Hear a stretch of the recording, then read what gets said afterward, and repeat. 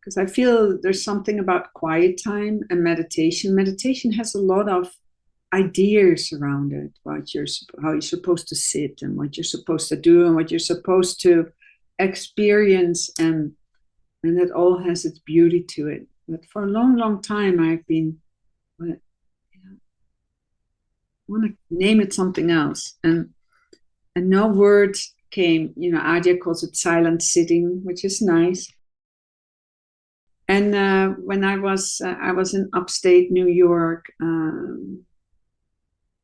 last weekend teaching there, and one lady, she said, I call it quiet time, and I'd heard quiet time already before in other contexts, and I said, okay, this weekend we call it meditation from now on. It's called quiet time.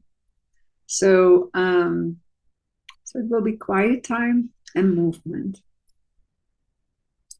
And the reason I want to bring in movement is we can endeavor to sit in silence.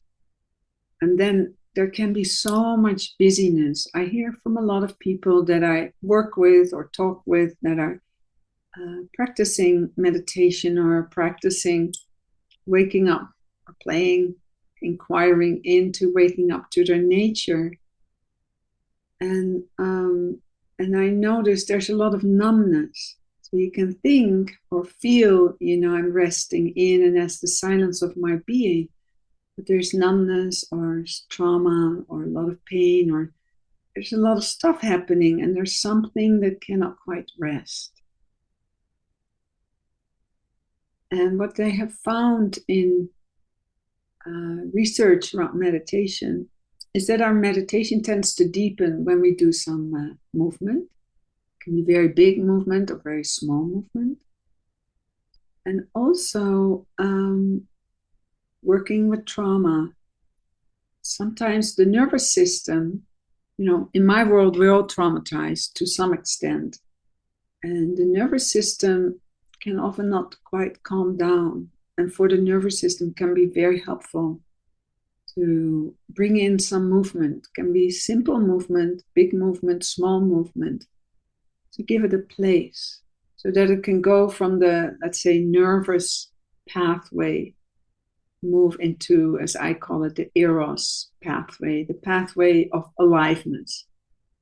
And the more we are resting in the pathway of eros, of aliveness, the more actually the silence of our being comes on board. So in a way, the more and more you're resting as the silence of your being, simultaneously more and more aliveness comes on board.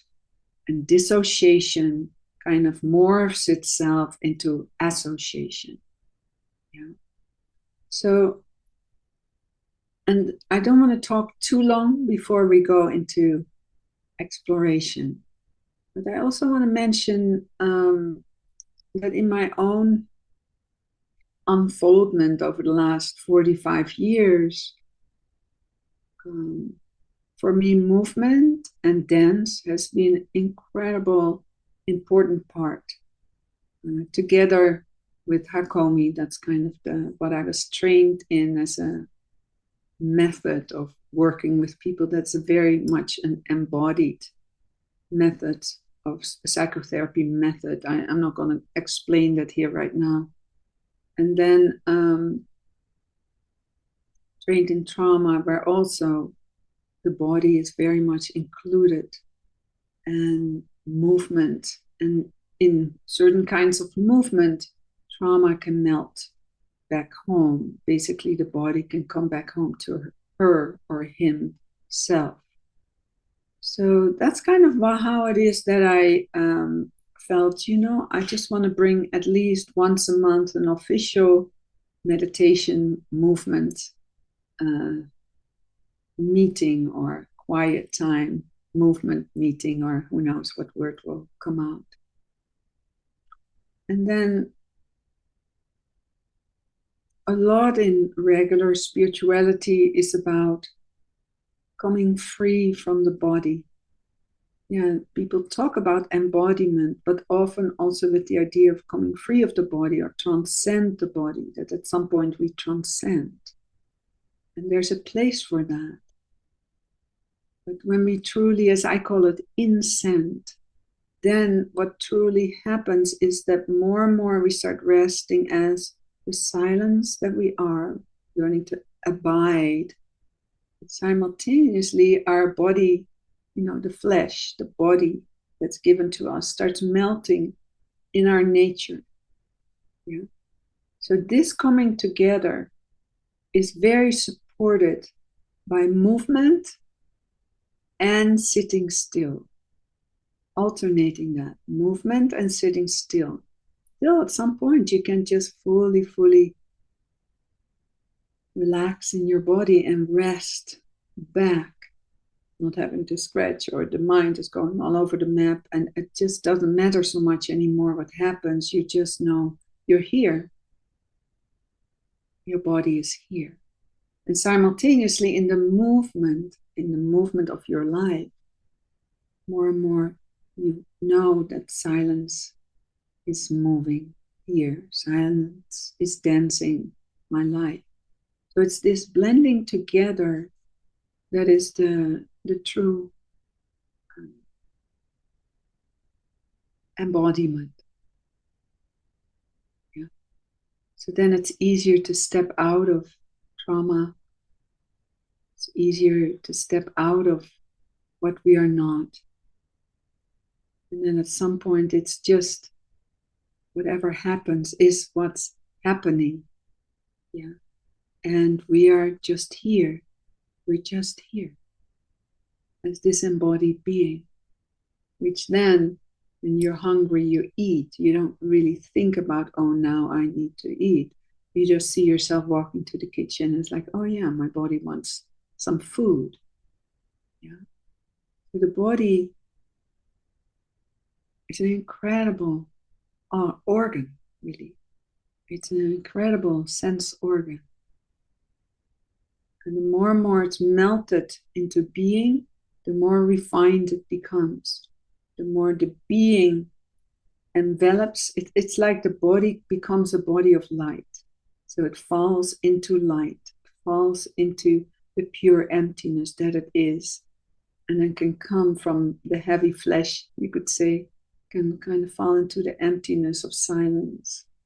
And then become, or unfold into luminosity, the pureness, the purity of being. So I hope it makes a little bit of sense. And as last, before we dive in today, what I want to say is that in this process of embodiment, life provides us challenges. And those challenges are all invitations to deepen in the silence of who you are, into your nature, and also to let your body experience what she or he wants to experience, what it wants to experience, without needing to correct or change or make better or do something. Yeah. And the more we can trust the movement, the natural movement of body, the more we can abide in being. And then again, there's another opportunity of abiding. So these challenges, often when we think about challenges in life, it's challenges around suffering and hardship. It can also be very challenging to be in a rapture and stay here. I was just talking with some people a few days ago, and we were in a meditation. I'm in a small group of friends with 5 or 6 we are, and we have been meeting every other week for years and years, and then we do whatever we do. And then we had a discussion around how we grow and deepen and all that. And everybody was talking about how, oh yeah, something came up in the group and we were sharing about that. And then everybody was saying, well, that's how we deepen, by, finding these places that are very tender or challenging, or the triggers between us, or la la la, which is great. I agree. And I mentioned,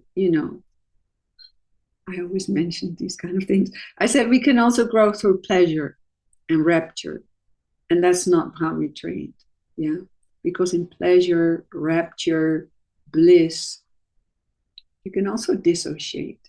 Yeah. You can also go away from yourself and to really relax in there too. So it's a learning no matter what happens in life. When we come to full embodiment,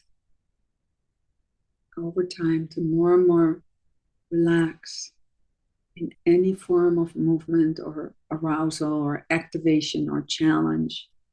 It's all helping us to open our body, open our skin, open our pores, open our heart to be fully touched by what is. Yeah. And then more and more body and light, body and nature are realized as one. It is already one. The body cannot be separate from being. But to realize that and abide as that and be embodied as that, that's a whole other story.